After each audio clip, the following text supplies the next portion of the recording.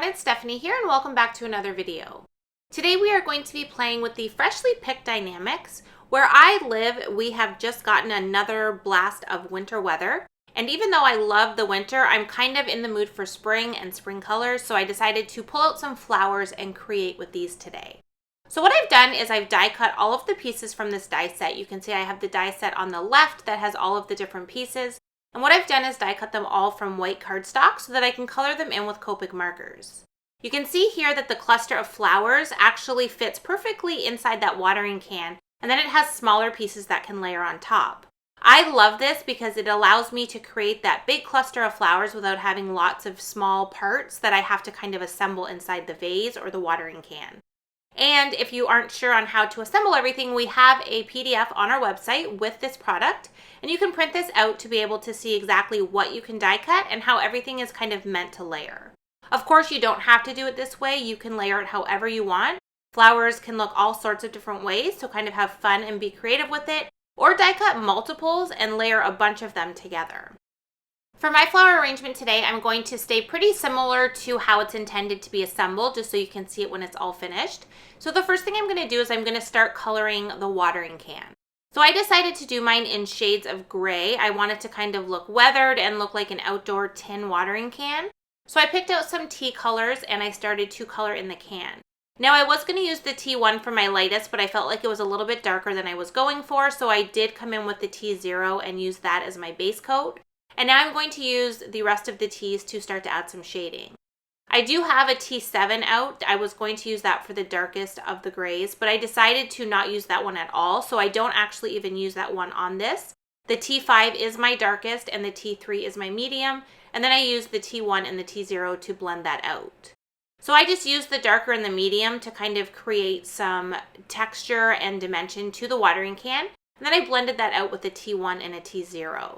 And if I lost some of that darker contrast, I just kept going back in with the darker colors and just kept doing it until I was happy with the overall look, which I am now. So I'm going to set that aside and we're going to start to pull in all of the different leaves and flower pieces and color in those as well. Most of the area on this large cluster is all of the leaves that are kind of in behind the flowers. So you can do one of two things. You can do what I'm doing and color them all the exact same color. So I'm starting with my lightest, I'm going in with my darkest and then my medium and kind of blending everything together. Or if you wanted to get a little bit more creative, you could use multiple shades of green and do different leaves with different green colors. That would just help them stand out a little bit more and kind of make everything a little bit different. There are a few different flowers in this arrangement. So for this largest one here, I'm using our 30, 32, and 35, which is a really pretty coral red color. I'm starting with the R30 and then going in with my dark and medium. And I am leaving some of the marker flicks in the petals just to kind of give it a little bit of texture. I'm doing both of the tulips the same color with shades of yellow. So I have Y06 and Y08. And I'm also making sure to go in and color the base of the flower where we're going to layer everything. Just in case any part of that kind of peeks through, we will still have the same color.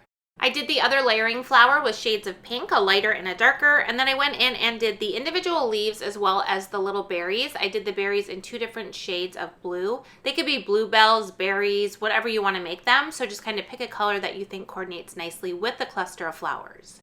So now that I have all of the flowers colored, I need to create the background that I'm going to adhere them onto. So I have the numbered Jumble stamp set, which doesn't really look like it would go with a flower arrangement, but I wanted to make this a birthday card, so I like the idea of having the numbers in the background. But I wanted to keep it super subtle since it is a number background with a floral arrangement.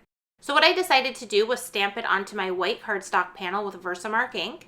This panel measures 4 inches by 5 1/4, and I made sure to just kind of center it in the center of the panel. I didn't worry about having that stamp go all the way to the edges of the panel because I'm not going to ink blend the entire panel, so it's not really going to matter. So I just concentrated on the center area of the panel. I added my white embossing powder and I fully heat set that so we can apply some ink to the center. For the ink blending, I'm using Peacock Feathers Distress Ink. I wanted to kind of give it a blue background to kind of look like sky. And I'm just starting in the center with a very light hand and letting that ink go down on the paper very slowly.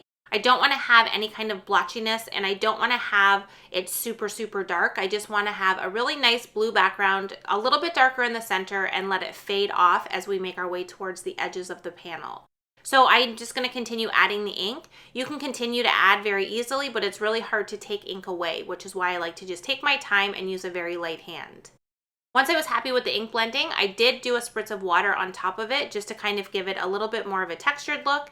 And then I used a paper towel to lift up the extra water and also remove any ink that was still laying on that embossing powder. And you can see now that we ended up with a very subtle background with that number detail kind of showing through.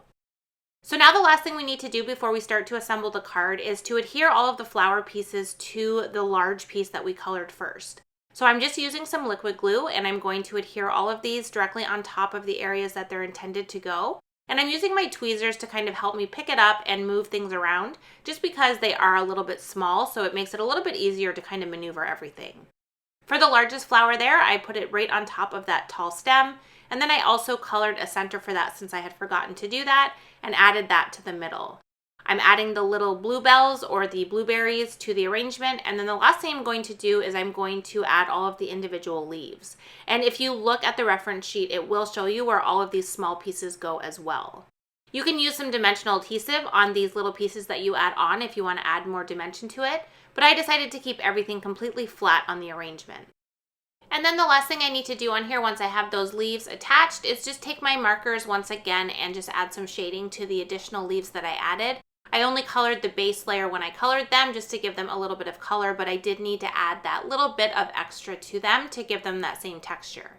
To add the watering can, I just added some glue to that rectangle area at the bottom of the flowers. That is sized perfectly to fit right behind the top area of the watering can. So I was able to quickly and easily glue that on. And now you can see how it looks against the background that we created. For my sentiment, I am going birthday themed since I do want to make this a birthday card. And someday I might get tired of using black cardstock with white embossing, but today is not that day. So I am going to stamp that onto some black cardstock, add my white embossing powder, and cut these out. And I'm going to add both sentiments to the bottom of this card, so I picked two that will work nicely together. Now all we need to do is assemble our card, so I added the panel to a Limelight card base, which coordinates really nicely with those colored leaves. And then I figured out where I wanted to place the little sentiment strips. I wasn't sure if I wanted to layer any over top of the watering can, but I decided just to leave them at the very bottom. So I added some liquid glue to all of the back area of the watering can and flowers and added that on. And once again, if you do want to add some additional dimension, you can put foam adhesive behind this if you prefer. I used my T-square ruler to make sure I had that on straight. And then I did add foam adhesive behind the two sentiment strips. So I do have a little bit of dimension on the card front.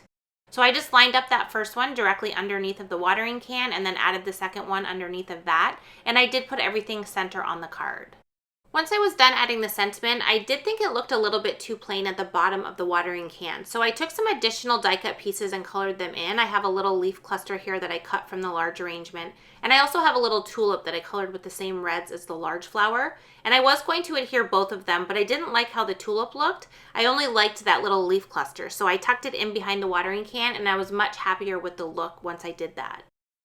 I also added some clear gems kind of scattered around the flowers as well as on top of the watering can. I love using these anytime I do flowers. I just think they look like little water droplets and I love the texture and dimension that they add to the card. So I hope today's video gave you some ideas on ways that you can use the new freshly picked Die-namics to create a really fun and bright spring card. If you did enjoy this video, I would love it if you would give it a thumbs up. And make sure to hit that subscribe button and hit that bell to be notified of any future videos from My Favorite Things.